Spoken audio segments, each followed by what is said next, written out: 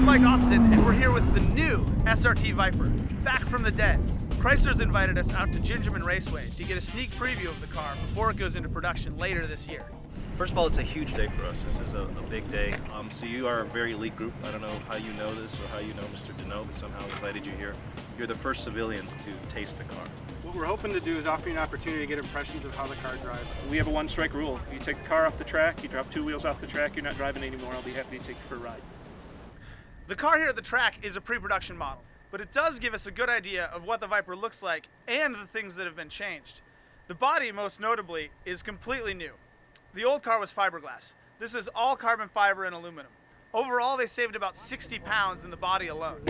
After 5 seconds, you go full off, traction's off, stability's off. Yeah. One of the coolest things about the Viper is that every single vent you see is functional.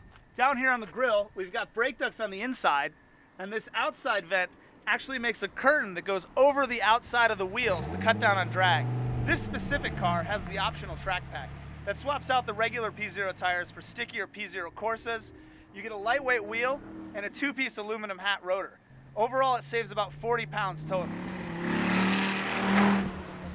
Right now, we're on the roads just outside of Gingerman. We managed to sneak out for a few minutes to get a regular road driving impression, and we're impressed. This car is way more livable, it's way less noisy. We're actually excited about this car, not because of all the crazy performance, but because it's the sort of thing that you'd want to drive somewhere to then drive fast. So the old Viper was kind of crude. It was always this sort of raw and raucous car, and you kind of forgave it because it wasn't trying to be nice. But when you're getting up near $100,000, it has to be nice, and it never was. This new car illustrates that perfectly. I mean, this is finally a real car. It's got an interior that you wouldn't, be ashamed to show your friends. They also improved the seats. They're now made by the same company that makes seats for Ferrari. They're thinner, lighter, and way more comfortable.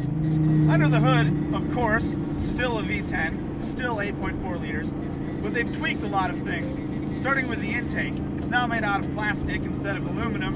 It's lighter, and it's smoother, and it transmits less heat throughout the engine. Everything about the new Viper is more refined and just a little more dialed in. The shifter is a great example. It's in basically the same position. It's the same basic shift knob, but it's just lighter and more precise. You move it with your wrist instead of your forearm. The steel frame has been re-engineered. There's also a giant X-brace over the engine. Overall stiffness is up 50%, and that helps a lot with handling. So does the increased front track and the completely revised rear suspension. This Viper drives like you wish a Viper had always driven. The front end has a ton of grip. You always know what's going on with the front and the rear. It's basically much easier to drive, and as a result, way more fun.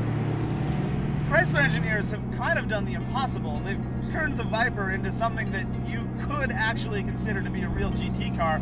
It still has all of this power. You can turn the stability control all the way off and do whatever sort of foolish things you want to do. They didn't go so far as to add a cup holder or, any excessive amount of luggage space. The priorities were still in the right place. So it looks like Chrysler has done the impossible with the Viper. They've turned it into a really comfortable GT car that you might actually want to live with without losing any of that raw edge. So why don't you tell us, is the Viper finally a world-class supercar?